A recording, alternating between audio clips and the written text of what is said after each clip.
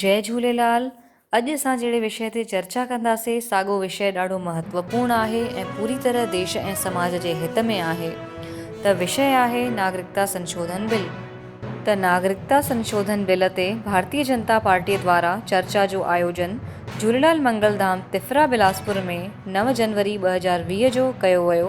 राति 7 वॻे खां कार्यक्रम जी शुरूआत भॻवान झूलेलाल जी फोटो ते माला पाराए करे दीप प्रज्वलन करे कई वई।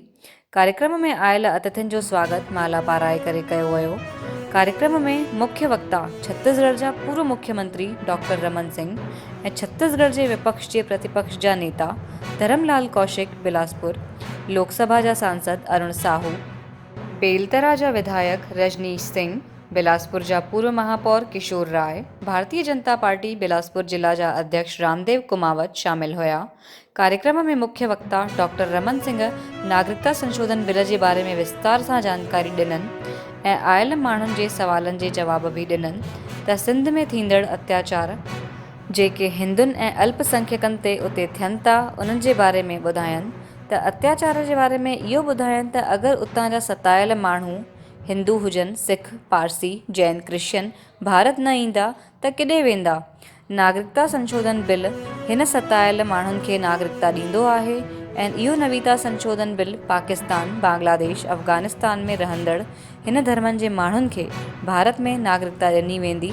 नागरिकता संशोधन बिल नागरिकता ॾींदो आहे, वठंदो न। भारत जे कहिड़े बि नागरिक खे ॾकण जी ज़रूरत नाहे। जेके माण्हू ग़लति अफ़वाहूं फैलाइनि अथा उन्हनि खां सावधान रहिजे ऐं अहिड़ी अफ़वाहुनि ते ध्यानु न ॾिजे। त सिंधी समाज हिकु समझदार समाज आहे ऐं अन्य समाज जे माण्हुनि खे बि जागृत करे। त धर्मलाल कौशिक चयो त मोदी आहे त मुमकिन आहे। मोदी जी पंहिंजे कार्यकाल में कई अहिड़ा कार्य कया आहिनि जेके पिछले 70 सालनि में कांग्रेस न करे सघी, जीअं कि धारा 370 खे हटाइणु, ट्रिपल तलाक, नागरिकता संशोधन बिल ऐं राम मंदिर जहिड़ा मुद्दा। अहिड़ा कार्य उन्हनि समाज ऐं देश जे हित लाइ कया आहिनि। विकास जी राह ते भारत खे अॻिते वठी वञनि था। कुझु माण्हू नथा चाहिनि त भारत अॻिते वधे ऐं ग़लति अफ़वाहूं फैलाइनि अथा त अहिड़ी अफ़वाहुनि ते ध्यानु न ॾियणो आहे। कार्यक्रम में श्री डी आहूजा बि नागरिकता संशोधन बिल जे बारे में जानकारी ॾिननि ऐं ॿुधायनि त इहो पूरी तरह समाज जे हित में आहे ऐं मंच संचालन रमेश लालवानीअ कयो। आभार प्रदर्शन PN बजाज कयो। कार्यक्रम जे आख़िर में अल्पाहार जी व्यवस्था कई वई हुई।